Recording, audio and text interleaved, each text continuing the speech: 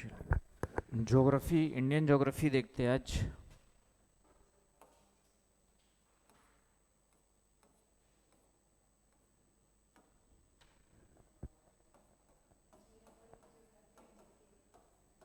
हाँ जीएस, ना ना सिलेबस में जो होगा जीएस एंड जीके। सिलेबस में जो जीएस एंड जीके लिखा होगा उसमें एक पोर्शन आपका ज्योग्राफी का भी होगा थोड़ा सा, राइट। तो वो वाला पोर्शन देखते हैं हम लोग ज्योग्राफी का। तो आज हम लोग देखेंगे भारत,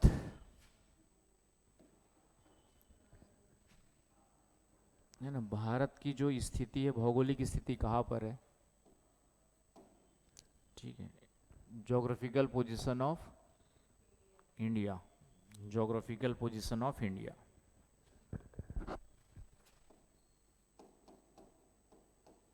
भारत की भौगोलिक स्थिति।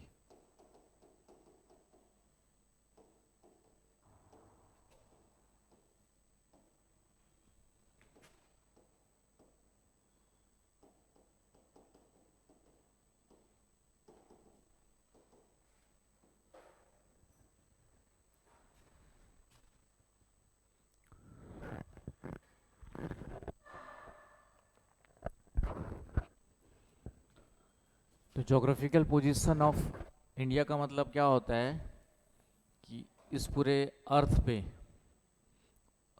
इंडिया की ज्योग्राफिकल पोजीशन क्या है ना, पूरे पृथ्वी पर भारत जो है, कभी क्वेश्चन आ जाए, क्वेश्चन आएगा कि भारत की भौगोलिक स्थिति क्या है। चार ऑप्शन दिए रहेंगे आपके पास। एक दिया रहेगा नॉर्थ ईस्ट हेमिस्फीयर,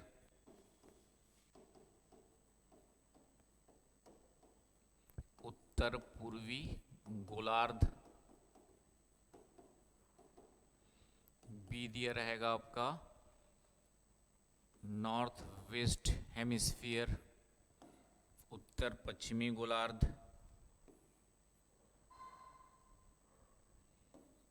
उत्तर पश्चिमी गोलार्ध। सी दिया रहेगा दक्षिण पश्चिमी गोलार्ध, साउथ वेस्ट हेमिस्फीयर। और डी दिया रहेगा दक्षिण पूर्वी गोलार्ध, साउथ ईस्ट हेमिस्फीयर। ये चार ऑप्शंस हैं आपके पास। तो अभी आपको पता है इसका आंसर? बताओ मेगा। नहीं, ठीक है, तो यही जानना है कि इसका आंसर क्या होगा। ठीक है, कौन सा वाला? ये वाला? हाँ,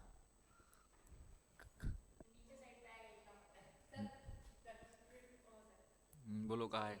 आज सब छठ बच्चे कहाँ चले गए? आयुष, अच्छा, बारिश के कारण नहीं आया। एक लड़का है, और कौन लड़की आती थी ना, हाँ, वो तबीयत खराब है।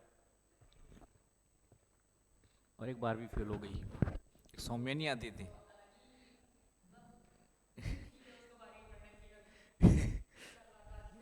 अच्छा, तो ये है 0 डिग्री इक्वेटर। क्या है? 0 डिग्री इक्वेटर, विश्वत रेखा। आप कौन से ग्रेजुएशन, कौन सी क्लास में है बेटा? Second year. तो इक्वेटर जानते हैं क्या है? इक्वेटर पढ़े थे, राइट। सब्जेक्ट में क्या क्या है आपके 12वीं में? क्या थे? आर्ट्स में क्या क्या? चलो, ज्योग्राफी है मतलब,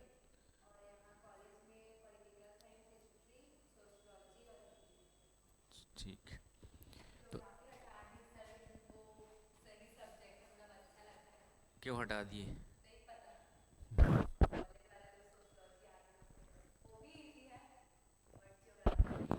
चलिए, तो अब पढ़ लो अब इंटरेस्ट से। तो 0 डिग्री इक्वेटर क्या होती है? 0 डिग्री इक्वेटर, या हिंदी में कहते हैं विषुवत या भूमध्य रेखा। हिंदी में क्या कहते हैं? इक्वेटर या भूमध्य रेखा कहते हैं। तो ये 0 डिग्री जो है लैटिट्यूड है, अक्षांश है, जो पूरे पृथ्वी को दो इक्वल पार्ट्स में क्या करता है, डिवाइड करता है ना। तो 0 डिग्री जो है क्या है ना, लेटीट्यूड, अक्षांश कहलाते हैं। पढ़ेंगे अभी अक्षांश वगैरह बताऊंगा थोड़ा सा। तो 0 डिग्री अक्षांश, तो इस 0 डिग्री अक्षांश को हम लोग क्या कहते हैं, इक्वेटर या भूमध्य रेखा या विषुवत रेखा कहते हैं। और ये पूरे पृथ्वी को दो इक्वल पार्ट्स में डिवाइड करते हैं। इस ऊपर वाला पार्ट कहलाता है उत्तरी गोलार्ध, नॉर्दर्न हेमिस्फीयर कहलाता है, और ये दक्षिणी गोलार्ध कहलाता है southern hemisphere, southern hemisphere. Clear है? तो पहली बात तो ये हो गई। उसी प्रकार ईस्ट टू वेस्ट, एक हम लोग दोनों पोल्स को मिलाते हुए फिर से बीचों बीच में एक लाइन ड्रॉ किए हुए, इसको हम लोग कहते हैं 0 डिग्री लॉन्गिट्यूड, और इसको नाम दिया गया है प्राइम मेरिडियन कहते हैं। जैसे उसको इक्वेटर कहते हैं, इसको क्या कहते हैं, प्राइम मेरिडियन। हिंदी में कहते हैं प्रधान मध्याह्न रेखा, और लॉन्गिट्यूड का हिंदी है देशांतर रेखा। मेरिडियन, प्राइम मेरिडियन, इसको हम लोग कहते हैं देशांतर, प्राइम मेरिडियन, प्रधान मध्याह्न रेखा।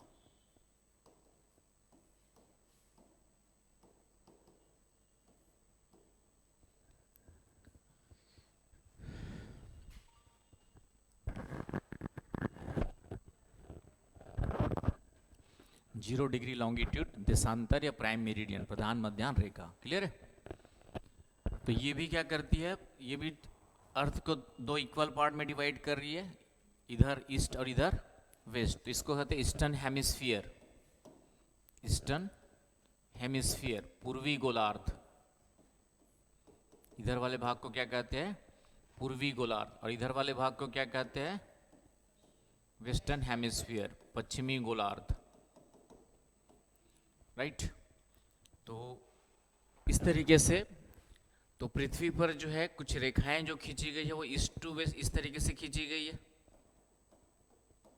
तो ये सब लैटिट्यूड्स कहलाती है ना। कैसे खींची गई, क्यों खींची गई, देखेंगे। ये सब क्या कहलाती है, लैटिट्यूड्स, अक्षांश कहलाती है, या अक्षांश रेखाएं कहलाती है। क्या कहलाती है, अक्षांश रेखाएं, जो इस तरीके से सर्कल खींची गई ईस्ट टू वेस्ट। इसको कहते हैं, इंग्लिश में कहते हैं पैरेलल ऑफ लैटिट्यूड्स कहते हैं, पैरेलल ऑफ लैटिट्यूड्स। और जो इस नॉर्थ टू साउथ खींची गई है उसको लॉन्गिट्यूड्स कहते हैं। इस तरीके से जो खींची गई है उसको लॉन्गिट्यूड्स कहते हैं। नॉर्थ टू साउथ खींची गई उसको क्या कहते हैं, आपका लॉन्गिट्यूड्स, देशांतर रेखाएं कहते हैं, लॉन्गिट्यूड्स, देशांतर रेखाएं।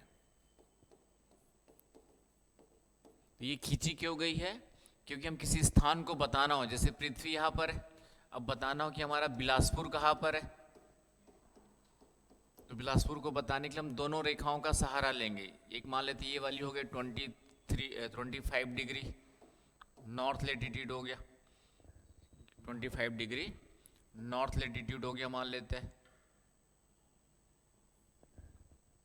25 डिग्री नॉर्थ, यहाँ पर आपका बिलासपुर है।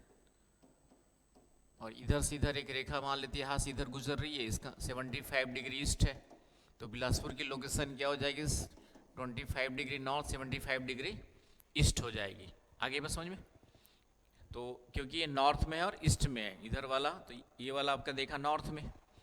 अब यहाँ पे देखिए ये हो गया इधर वाला नॉर्थ, इधर वाला साउथ, इधर वाला क्या हो गया आपका ईस्ट, इधर वाला वेस्ट। अब इंडिया की जो पोजीशन है पृथ्वी पर, इंडिया कहाँ पर है, नहीं नीचे कहाँ से पढ़ लिए, ये यहाँ पर है। इंडिया की जो पोजीशन है लगभग यहाँ पे मिलेगी आपका। तो ये कौन सा गोलार्ध हो गया, अब उत्तर हो गया, और इधर है तो ईस्ट। हाँ दोनों हो गए ना भाई। तो इंडिया की पोजीशन कहाँ पर, तो नॉर्थ ईस्ट हेमिस्फीयर में, उत्तर पूर्वी गोलार्ध। तो 4 ऑप्शन दिया, उसमें पहला ही ऑप्शन आपका क्या था, आगे बस समझ में। क्योंकि ये 0 डिग्री इधर है आपका बीचों बीच में, ये प्राइम मेरिडियन। तो ये वाली 0 डिग्री का इधर वाला हो गया ईस्ट, इधर वाला हो गया वेस्ट, इधर हो गया नॉर्थ, इधर हो गया साउथ। तो इस पोजीशन में इंडिया है, यहाँ पर है, तो ये क्या हो गया नॉर्थ, नॉर्थ हो गया, इधर वाला नॉर्थ है ना आपका, और ये ईस्ट में है तो नॉर्थ ईस्टर्न हो गया, तो नॉर्थ ईस्ट हेमिस्फीयर। तो पहला क्वेश्चन क्या बनता है आपका, पहला क्वेश्चन यही बनेगा कि भारत की भौगोलिक स्थिति कौन सी है। ये 4 ऑप्शन दिए रहेंगे, तो अब आंसर निकाल लोगे।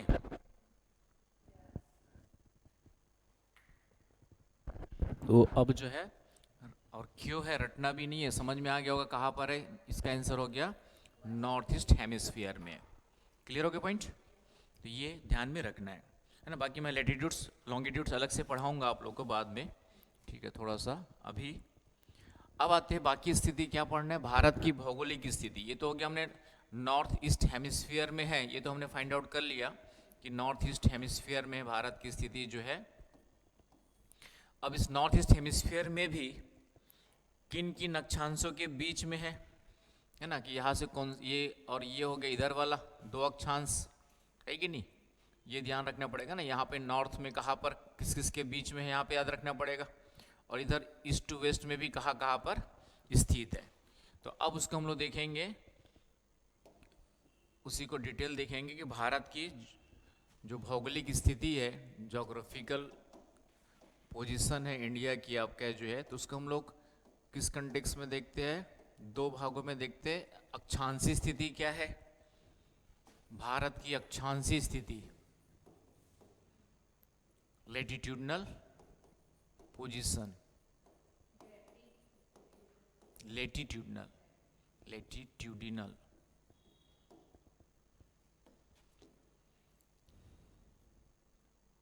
Latitudinal, right. और फिर इधर देखेंगे देशांतरी स्थिति, देशांतरी स्थिति,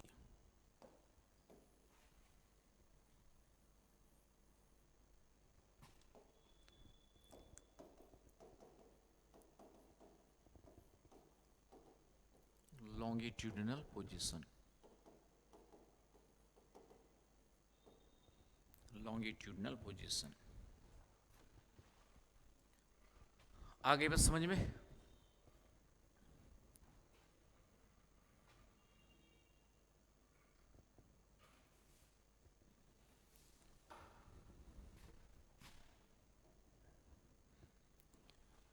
तो अक्षांशीय स्थिति का मतलब क्या हुआ कि भारत उत्तर से दक्षिण विस्तार कौन सा है,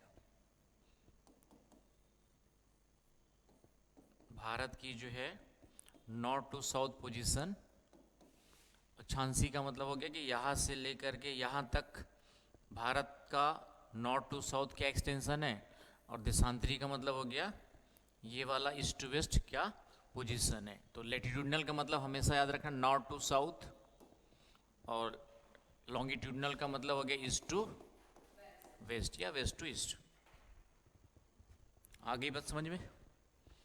अब देखिए क्या है स्थिति, तो भारत में इनकी जो अक्षांशीय स्थिति है,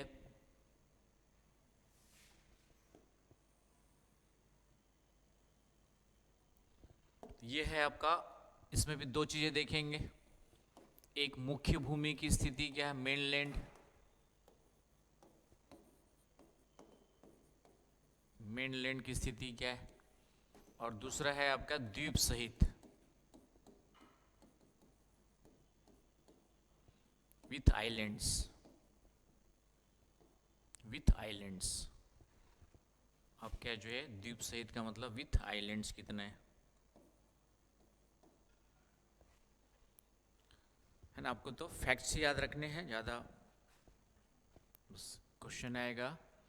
तो मुख्य भूमि का मतलब क्या हो गया कि ये वाला क्षेत्र पूरा का पूरा मुख्य भूमि हो गया, ये क्या हो गया आपका मुख्य भूमि। और हमारे इंडिया में कई सारे आइलैंड्स भी है, जैसे यहाँ पर अंडमान निकोबार है, इसकी पोजीशन, बाकी इधर वाले तो इसके अंदर ही आ जाएंगे, लक्षद्वीप यहाँ पर। तो आइलैंड के साथ क्या होगी, तो द्वीप मुख्य भूमि सहित आप क्या जो है यहाँ पर जो मुख्य भूमि सहित है वह है यहाँ से स्टार्ट होता है आपका जो 8 डिग्री 4 मिनट। अक्षांशीय स्थिति कौन सी स्टार्ट है आपका यहाँ पर जो है 8 डिग्री 4 मिनट नॉर्थ से स्टार्ट होता है और ये 37 डिग्री 6 मिनट नॉर्थ के बीच में है। तो मुख्य भूमि का विस्तार पूछेगा तो कितना याद रखना है कि भारत जो है 8 डिग्री 4 मिनट नॉर्थ से लेकर के 37 डिग्री 6 मिनट नॉर्थ के बीच में लोकेटेड है, स्थित है ना। एक मैप भी बना लो सिंपल सा। इंडियाज पोजीशन क्या हो गया आपका, इसी फ्लो चार्ट ऐसी बनाया करो जैसे क्लास में लिखते हैं हम लोग, वैसे ही आप लोग को भी आदत डालना है, साफ साफ आदत डालना है, दूर दूर लिखना है, कंजूसी नहीं करनी है। तो जाके घर में खुद से जाके पढ़ने का मन करे, अदरवाइज इतना हौच पौच लिख दोगे तो जाके खुद ही का पढ़ने का मन नहीं करेगा, तो काम नहीं चलेगा। तो ये डायग्राम भी बना लो। तो भारत की मुख्य भूमि की भौगोलिक स्थिति पूछेगा, अक्षांशीय स्थिति की पूछेगा तो क्या आएगा, ये क्वेश्चन आता है। क्वेश्चन क्या आएगा, क्वेश्चन ये आएगा कि भारत की अक्षांशीय स्थिति क्या है। तो इसमें यदि पूछेगा मुख्य भूमि की क्या है तो ये हो गया। द्वीप सहित आएंगे, द्वीप सहित का मतलब अंडमान निकोबार को हम लोग इंक्लूड कर लेते हैं। तो अंडमान निकोबार थोड़ा सा इससे नीचे है, इसलिए ये हो जाता है 6 डिग्री 4 मिनट से हो जाएगा। तो द्वीप सहित की स्थिति क्या हो जाएगी, 6 डिग्री 4 मिनट नॉर्थ से लेकर के 37 डिग्री 6 मिनट नॉर्थ के बीच हो जाएगी। आगे बात समझ में, 6 डिग्री 4 मिनट से लेकर 37 के बीच में हो जाएगी। तो ये दोनों याद रखना है। अब यदि क्वेश्चन है कि भारत की अक्षांशीय स्थिति क्या है, तो दोनों में कौन सा आंसर होगा, अब बताओ। भारत की अक्षांशीय स्थिति पूछेगा, इसमें दोनों में से आंसर कौन सा होगा।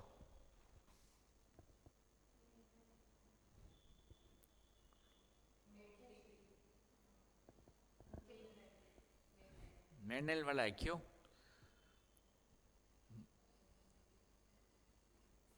ठीक है, नहीं आएगा, ये वाला आएगा। क्यों? क्योंकि हम जब भारत शब्द यूज करते हैं तो भारत की सीमा में सभी क्षेत्र आ जाएंगे कि नहीं आ जाएंगे। हम ये थोड़ी अंडमान निकोबार को छोड़ देंगे हमारा नहीं करके, है ना। जब भी हम भारत वर्ड यूज करेंगे तो इंडिया वर्ड जब भी यूज करेंगे तो it consisting of all the parts of India, all the territories, all the regions lying in territory of India. आ रही बस समझ में। तो इसलिए जब भी क्वेश्चन आ जाए कि भारत की अक्षांशीय स्थिति क्या है, what is the latitudinal position of India, और ये वाला ऑप्शन दिया रहेगा तो आंसर क्या होगा आपका, यही होगा।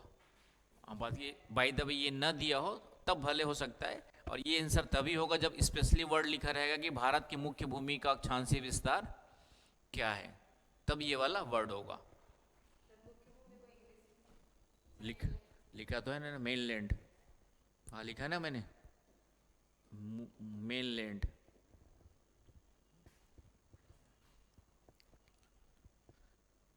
आई बात समझ में अच्छे से, तो ये ध्यान में रखना है। तो क्वेश्चन ये बनेगा, पहला एक क्वेश्चन यही पूछता है, पहला क्वेश्चन आपका इंडिया में बनेगा तो यही बनता है कि भारत का अक्षांशीय विस्तार कितना है, तो कहाँ से कहाँ तक है, तो ये याद रखना है। ठीक है, तो ये हो गया पहला पॉइंट।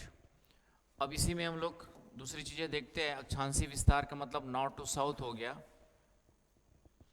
तो नॉर्थ टू साउथ हो गया तो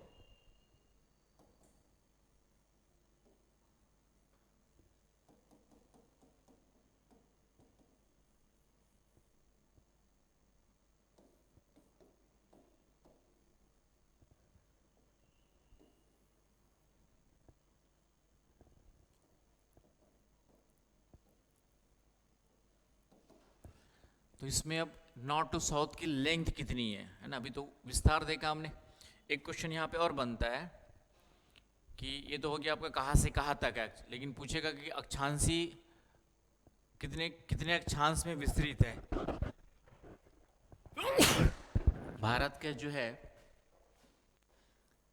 उत्तर से दक्षिण अक्षांशी डिफरेंस कितना है, अक्षांशी अंतर कितना है, या कितने अक्षांश के अंतर्गत फैला हुआ है, तो इसको माइनस कर देंगे तो आंसर आ जाएगा, है ना। तो इसको माइनस करो 37 से लेकर के 6 डिग्री, और ये 6 डिग्री से लेके 4 मिनट, 37 डिग्री 6 मिनट। तो कितना आ जाएगा आपका 2 मिनट, और 7 में 6 31 मिनट, सॉरी 31 डिग्री 2 मिनट। ये भी ध्यान रख लेना, कभी ये भी क्वेश्चन आ सकता है कि भारत का उत्तर से दक्षिण अक्षांशी विस्तार कितना है, तो ये वाला ऑप्शन भी दे देगा। और मुख्य भूमि का पूछेगा तो 29 डिग्री 2 मिनट आ जाएगा। मुख्य भूमि का अंतर पूछेगा तो कितना आ जाएगा आपके जो है। आई बस समझ में ना क्वेश्चन कैसे बनेंगे।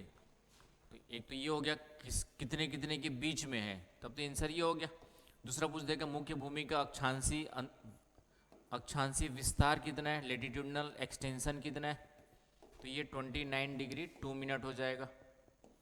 और द्वीप सहित पूछेगा तो कितना हो जाएगा आपका 31 डिग्री 2 मिनट हो जाएगा, है कि नहीं। और भारत पूछेगा तो फिर से वही भारत का मतलब आइलैंड अपने आप आ जाएंगे, तो इसका आंसर ये वाला होगा। समझ में आ रहा है ना कैसे, तो ये भी पॉइंट याद रखना है। अब इस तरीके से यहाँ पर देखेंगे तो भारत से उत्तर से दक्षिण की लंबाई कितनी है, उत्तर से दक्षिण की लंबाई कितनी है, तो यहाँ से लेकर के यहाँ तक भारत की लंबाई जो है वह है 3214 kilometre, 3214 kilometre.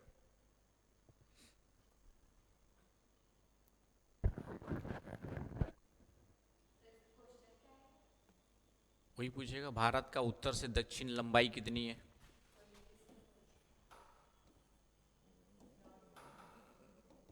The length of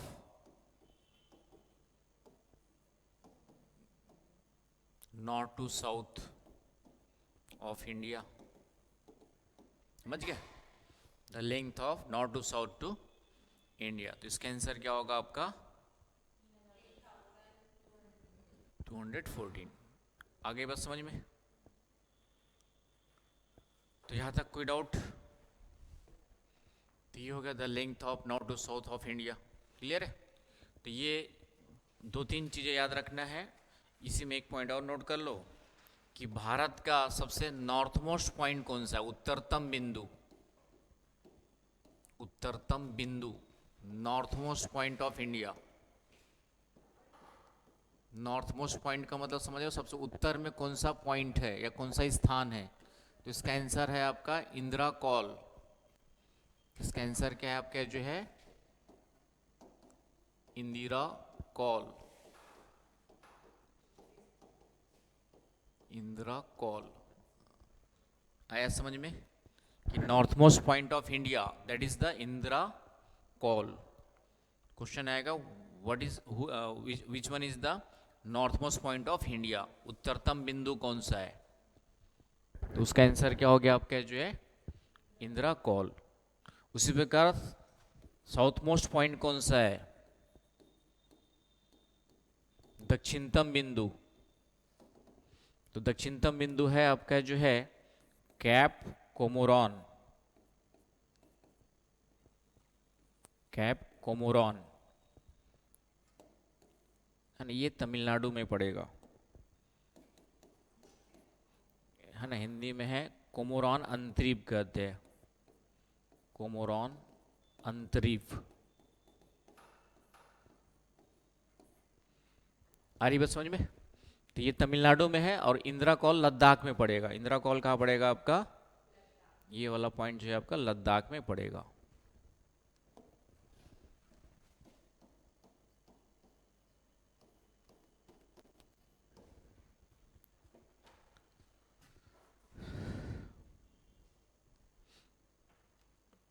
आगे बस समझ में। तो ये हो गए आपके आपका जो अक्षांशीय विस्तार। तो ये इतनी इन्फॉर्मेशन आपको पहले याद रख लेना है उत्तर से दक्षिण के बारे में। अब आते हैं पूर्व से पश्चिम वाले में, जिसको हम लोग कहते हैं देशांतरी विस्तार। कौन सा वाला आपका, ये वाली स्थिति। तो इसमें नेक्स्ट में आते हैं लॉन्गिट्यूडनल पोजीशन में। तो नेक्स्ट आ जाओ भारत की लॉन्गिट्यूडनल पोजीशन ऑफ इंडिया, देशांतरी स्थिति भारत की और देशांतरी का मतलब ही बताया मैंने, ईस्ट टू वेस्ट या वेस्ट टू ईस्ट। तो फिर से एक मैप,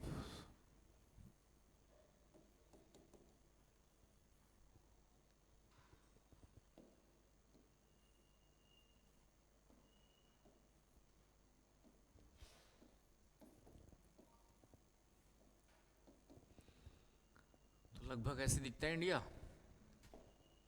है ना, मोटा मोटी आपका ऐसे ही दिखेगा, एग्जैक्ट तो नहीं, एग्जैक्ट बनाएंगे तो टाइम वेस्ट होगा फालतू, इतने से काम चल जाएगा। ठीक है, तो ये ईस्ट टू वेस्ट का मतलब है यहाँ से यहाँ तक, ये है यहाँ से गुजरात वाला पोर्शन, ये है आपका अरुणाचल प्रदेश वाला पोर्शन। तो ये यहाँ से यहाँ तक जो है, ये है आपका, नहीं यहाँ पे ये वाला पोर्शन टच करेगा,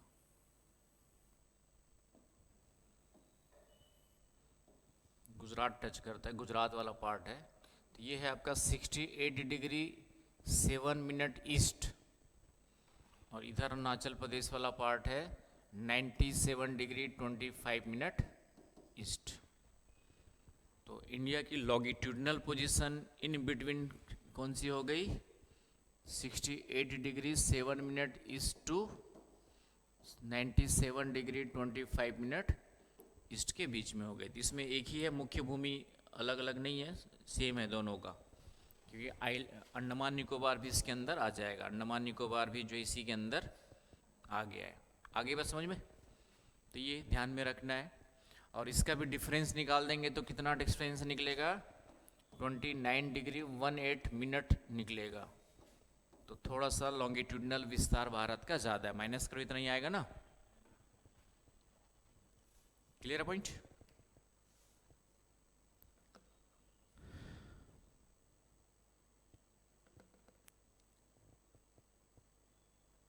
तो यहाँ तक कोई डाउट, कोई कंफ्यूजन है तो बताएं।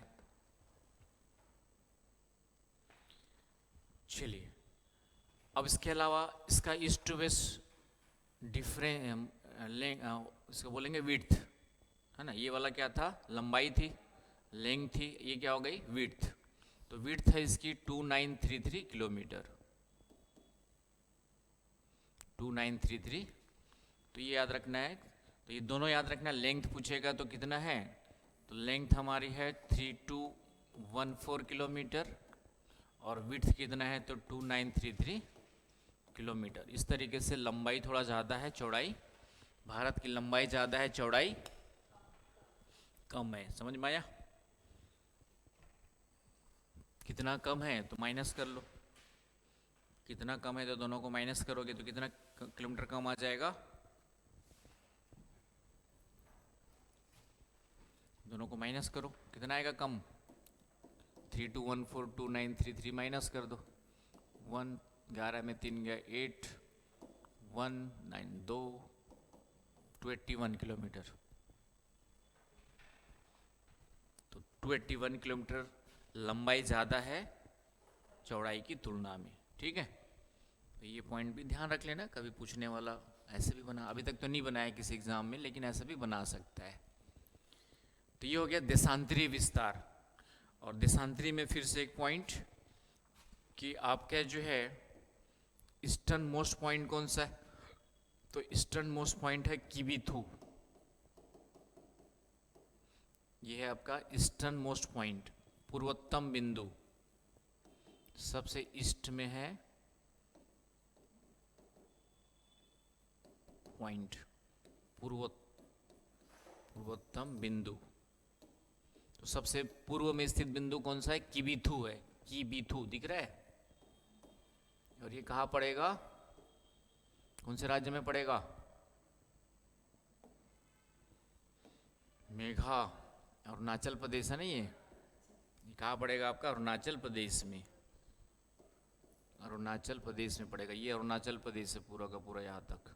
ठीक है, और इधर जो पश्चिमतम बिंदु है यहाँ पर, उसका नाम है गुहार मोटी। झारखंड इधर कहाँ पड़ जाएगा, तुमको तो स्टेट बता दिया था। वेस्टर्न मोस्ट में कौन सा है, गुहार मोटी। सबसे वेस्ट में है गुजरात, गुहार मोटी, ये कहाँ पर है? गुजरात में है ना। झारखंड तो यहाँ छत्तीसगढ़ के बाजू में है। कौन झारखंड पहुँचा दिया था?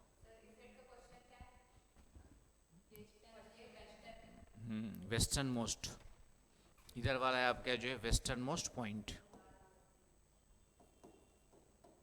वेस्टर्न मोस्ट पॉइंट गुहार मोटी, पश्चिमतम बिंदु, पश्चिमतम बिंदु। आ गई बात समझ में? तो ये हो गया आपका कुछ बेसिक अक्षांशीय स्थिति, भौगोलिक स्थिति कहाँ पर है भारत की। तो भारत की भौगोलिक स्थिति कौन सी हो गई आपकी? उत्तर पूर्वी गोलार्ध, अक्षांश कहाँ से कहाँ फैला है, देशांतर कहाँ से कहाँ फैला है, क्वेश्चन आएगा तो ये सब अच्छे से याद करके रखना है। यही से क्वेश्चन, पहला क्वेश्चन जो बनेगा इसी के आसपास से बनता है। आगे बात समझ में? तो ये हो गया आपका starting geographical position of India. इसके अलावा अब आते हैं हम लोग फिर से भारत की तटीय सीमा, कोस्टल लेंथ या coastal boundary of India. Bharat की तटीय सीमा, कोस्टल बाउंड्री या coastal length of India, coastal length और बाउंड्री, कोस्टल लेंथ और बाउंड्री ऑफ इंडिया। तो इसमें भी दो हो जाएंगे, मुख्य भूमि मेनलैंड, मुख्य भूमि की तटीय सीमा की लंबाई कितनी है, एंड विथ आइलैंड्स,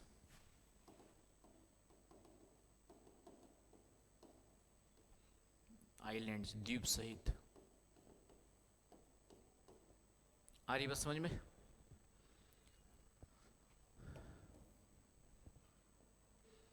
द्वीप सहित।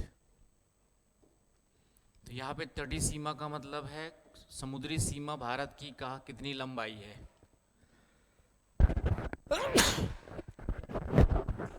भारत की समुद्री सीमा की लंबाई कितनी है? तो एक तो हो गया मुख्य भूमि का मेनलैंड, तो यहाँ से लेके गुजरात से लेकर के पूरा का पूरा वेस्ट बंगाल तक अभी देखेंगे। और फिर आइलैंड के साथ थोड़ा सा इनको भी जोड़ना पड़ेगा, क्योंकि आइलैंड के भी तो तट है ना भाई। तट समझते हो ना? तट क्या होता है? समुद्र की सीमा है ना, तो उसको भी देखने।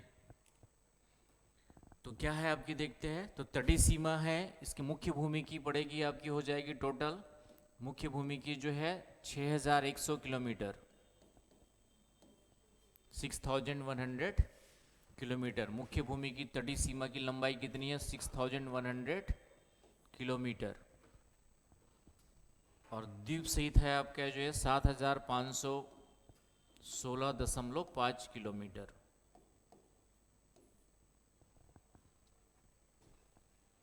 आ गई बस समझ में कि नहीं आई समझ में? गुड।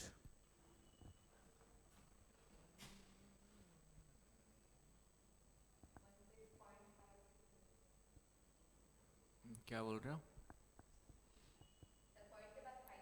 हाँ 0.5।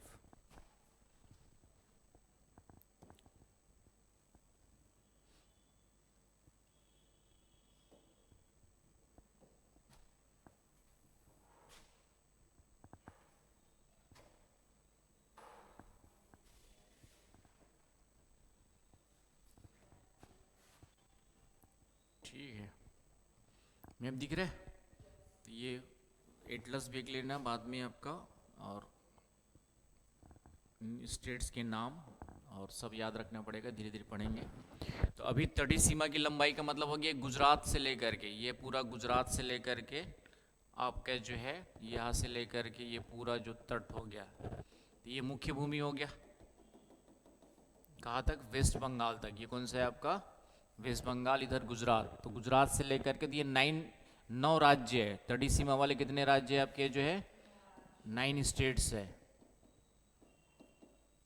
कितने स्टेट्स हैं? कोस्टल बाउंड्री वाले कितने स्टेट्स है? कोस्टल वाले 9 स्टेट्स है ना। और इसकी लंबाई कितनी बताया मैंने अभी, 6100 किलोमीटर, राइट। और नाउ राज्य कौन कौन से वो भी ध्यान से देख लो। उधर से स्टार्ट करोगे तो गुजरात, महाराष्ट्र ना, बीच में गोवा भी है, बीच में गोवा भी है, गोवा भूल गए, ठीक है। गुजरात के बाद महाराष्ट्र के बाद गोवा, फिर कर्नाटक, तो इनके बीच छत्तीसगढ़ कहाँ से आ जाएगा, गुजरात, गुजरात के बाद आपका महाराष्ट्र, महाराष्ट्र के बाद बीच में गोवा है, याद रखना। तो गोवा किन किन के बीच में, कर्नाटक, छोटा सा राज्य है गोवा, तो ये महाराष्ट्र और कर्नाटक के बीच में, ये भी ध्यान रख लेना। तो ये लिख लो, गुजरात है, महाराष्ट्र है, गोवा है, कर्नाटक है, केरल दिख रहा है, फिर इधर जाएंगे तो तमिलनाडु है, आंध्र प्रदेश है, उड़ीसा है और वेस्ट बंगाल है। आ गई बात समझ में। तो क्या याद रखना है, कितने तटीय राज्य है, तो 9, और कौन कौन से है ये भी पूछ सकता है। तो ये थोड़ा सा ध्यान से लोकेशन याद रखनी है, पूर्व में कौन से, पश्चिम में कौन से, ये भी पूछ सकता है। तो ये मैप याद रहेगा तभी याद रहेगा, है ना। तो पूर्व में आपके कौन कौन से आएंगे, पूर्व में कितने हैं, पूर्व में ज़्यादा है कि पश्चिम में ज़्यादा है, 1 2 3 4, 4 पूर्व में है, ईस्ट में, और 5 जो है आपके वेस्ट में है ना, ये भी ध्यान रखना है। आगे बात समझ में। कोस्टल स्टेट्स, क्वेश्चन क्या आएगा, कोस्टल स्टेट्स कौन कौन से, तटीय राज्य कौन कौन से है, तो 9 है, और 9 का नाम भी याद रखना है, लोकेशन याद रखनी है। गुजरात से स्टार्ट होगा, महाराष्ट्र, गोवा, कर्नाटक, केरल, इधर तमिलनाडु, आंध्र प्रदेश, उड़ीसा एंड वेस्ट बंगाल। क्लियर हो गया पॉइंट, क्लियर है, क्लियर हो गया पॉइंट अच्छे से। रात्रि, नाम आगे का नाम बता दो एक बार, सोनाली रात्रि, ठीक है, 1 2 बार में हो जाएगा, अब नहीं भूलूंगा ठीक है। हाँ, सरने में याद आ गया, छोटे एक हम लोग गांव में थे, एक रात्रि डॉक्टर थे, फैमिली डॉक्टर थे हमारे, तो वो आज भी याद आते हैं। बोलते थे बुखार हो तो ठंडे पानी से नहा लो, तो बोला अजीब डॉक्टर है भाई। चलिए, याद हो गया। और इसकी लंबाई मैंने बता दी कि टोटल इसकी लंबाई 6100 है, और द्वीप सहित मिलाएंगे तो 7516.5 किलोमीटर है। Clear point. अब उसके बाद ये है कि सबसे ज़्यादा तटीय सीमा की लंबाई किसकी है, लंबाई की तटीय सीमा की लंबाई वाले राज्य, सबसे ज़्यादा तटीय सीमा की लंबाई, मतलब सबसे ज़्यादा किसकी तट रेखा लंबी है, तो कौन सा है, गुजरात। तो तट रेखा की लंबाई या तटीय लंबाई कौन कौन से राज्य है, तो पहला आ जाएगा, पहला सबसे ज़्यादा लंबा वाला राज्य कौन सा है आपका, गुजरात, राइट, दिख रहा। दूसरा देखेंगे तो आंध्र प्रदेश, तीसरा तमिलनाडु, और 2 3 से काम हो जाएगा आपका, चौथा है तो महाराष्ट्र, ठीक है। सेकंड आंध्र प्रदेश ये वाला, अरुणाचल नहीं। हम सीधे पूछ रहे तटीय लंबाई सबसे ज्यादा वाले ऊपर के 2 3 राज्य देख रहे, तो क्वेश्चन आपका तो ये वाला पूछेगा कि सबसे ज्यादा तटीय लंबाई वाला राज्य कौन सा है, तो गुजरात है, ठीक है। बता रहा हूँ, ठीक है, दिमाग को स्विच करना पड़ता है इंग्लिश में ना। तो इसका तटीय लंबाई का मतलब क्या हो गया, कोस्टल लेंथ, तो कोस्टल लेंथ डिक्रीजिंग ऑर्डर में लिख लो, कोस्टल लेंथ डिसेंडिंग या डिक्रीजिंग ऑर्डर में, तो समझ जाओगे अब। डिसेंडिंग ऑर्डर समझ गया ना भाई।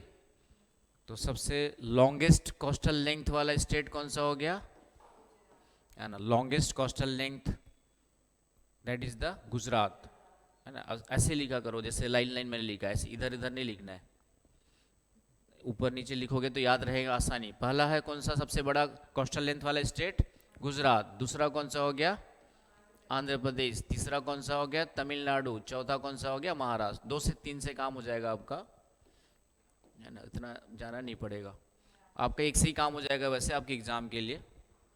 कि सबसे ज़्यादा तटीय लंबाई किसकी है, तो गुजरात की है। तो ये ध्यान में रखना है। दूसरे नंबर पे कभी पूछ दिया तो आंध्र प्रदेश, तीसरे नंबर पे पूछ दिया तो तमिलनाडु, उससे ज़्यादा नहीं पूछेगा।